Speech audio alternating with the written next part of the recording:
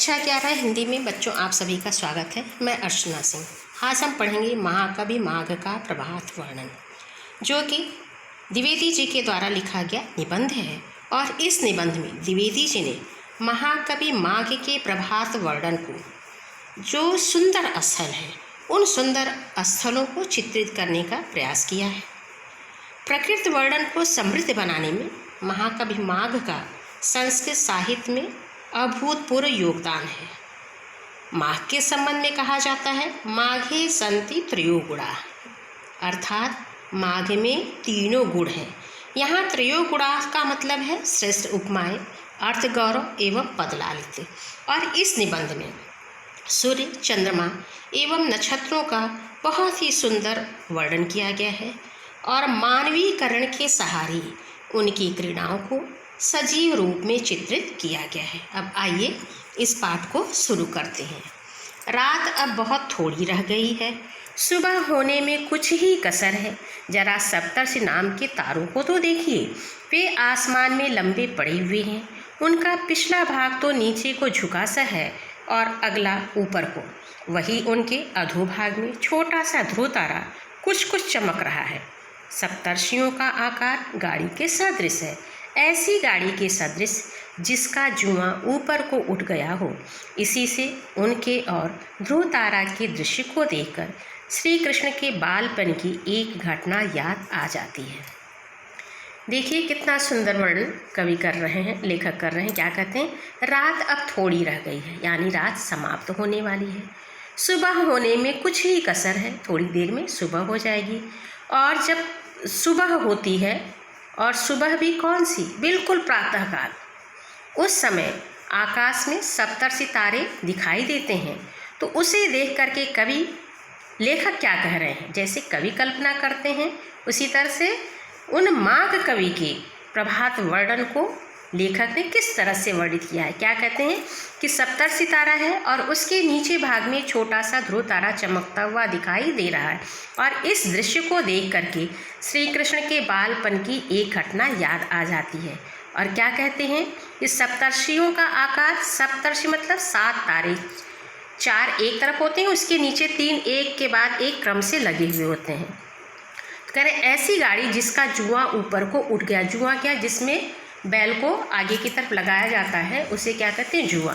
तो क्या कहते हैं कि उन सप्तर्षि तारों और ध्रुव तारा को देख करके श्री कृष्ण के बचपन की घटना याद आती है। शिशु श्री कृष्ण को मारने के लिए एक बार गाड़ी का रूप बना करके शक्टासुर नाम का एक दानव उनके पास आया। श्री कृष्ण ने पालने में पड़े ही पड़े खेलते खेलते उसे एक लात मार दी। उसके आघात से उसका अग्रभाग ऊपर को उठ गया और पश्चात भाग खड़ा ही रह गया।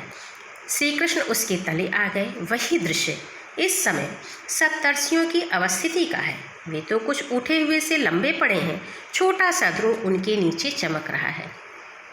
क्या कहते हैं द्विवेदी जी कि एक बार शक्टासुर नामक राक्षस शिव का वध करने के लिए आया, श्री कृष्ण का वध करने के लिए आया। और श्री कृष्ण जो है पालने में पड़े ही उसे एक पैर से मार देते हैं और श्री कृष्ण के पैर से आघात के कारण उसका जो आगे का भाग है वह उठ जाता है। तो वही क्या कर रहे हैं लेखक कि जिसका जुआं ऊपर को उठ गया है और पीछे का भाग वहीं शक्टासुर का खड़ा रह गया। और इस सप्तर्षि तारे और ध्रुव तारे को देख करके ऐसा लगता है कि यह जो ऊपर का थोड़ा सा उठा हुआ वो सप्तर्षि तारे हैं और उसके नीचे जो ध्रुव तारा चमक रहा है वह श्री कृष्ण है। अब आइए आगे के भाग को देखते हैं। पूर्व दिशा रूपिणी स्त्री की प्रभा इस समय बहुत ही भली मालूम होती है। वह हंसी रही है। वह यह सोचती सी है कि इस चंद्रमा ने जब तक मेरा साथ दिया, जब तक यह मेरी संगत में रहा, तब तक उदित ही नहीं रहा, इसकी दीप्ति भी खूब बढ़ी। परंतु देखो वही अब पश्चिम दिशा रूपिणी स्त्री की तरफ जाते ही पतित हो रहा है। इसी से पूर्व दिशा चंद्रमा को देख देख प्रभा के बहाने ईर्ष्या से मुस्कुरासी रही है। कितना सजीव चित्रण, कितना मनोहारी चित्रण है प्रातःकाल का। मानवीकरण किया गया है, जैसा शुरू में ही बताया आपको। तो पूर्व दिशा क्या है? एक स्त्री की तरह। तो पूर्व दिशा रूपी जो स्त्री है वह प्रातःकाल के समय बहुत ही अच्छी लग रही है। सौंदर्य पूर्व दिशा का ही बढ़ता है क्योंकि सूरज पूरब में निकलता है। तो क्या सोच रही है वह पूर्व दिशा रूपी स्त्री कि चंद्रमा जब तक मेरे साथ रहा तब तक तो उसका प्रकाश बढ़ा, उसका यश बढ़ा, लेकिन जैसे ही वह मुझे छोड़ करके पश्चिम दिशा रूपी स्त्री की तरफ जा रहा है वैसे वैसे उसका पतन हो रहा। अर्थात जब चंद्रमा पूर्व से पश्चिम की तरफ अस्त होने को जा रहा है तो जो चंद्रमा की चमक है वह अस्त होते होते बिल्कुल कम हो जाती है, क्योंकि सूर्य का प्रकाश बढ़ने लगता है। तो वह जो चंद्रमा की चमक कम हो रही है उसी को क्या कर रहे हैं कि ऐसा लग रहा है कि वह पश्चिम दिशा रूपी स्त्री के पास जा रहा है, इसीलिए उसका पतन हो रहा है। और जो पूर्व दिशा है चंद्रमा के इस पतन को देख करके अपनी प्रभा के बहाने, अपने प्रकाश के बहाने ईर्ष्या से लग रहा है कि मुस्कुरा रही है, परंतु चंद्रमा को उसके हंसी मजाक की कुछ भी परवाह नहीं है। लेकिन चंद्रमा उस पूर्व दिशा रूपी स्त्री के हंसी मजाक से बिल्कुल प्रभावित नहीं हो रहा है, वह अपने में ही मस्त मालूम दे रहा है।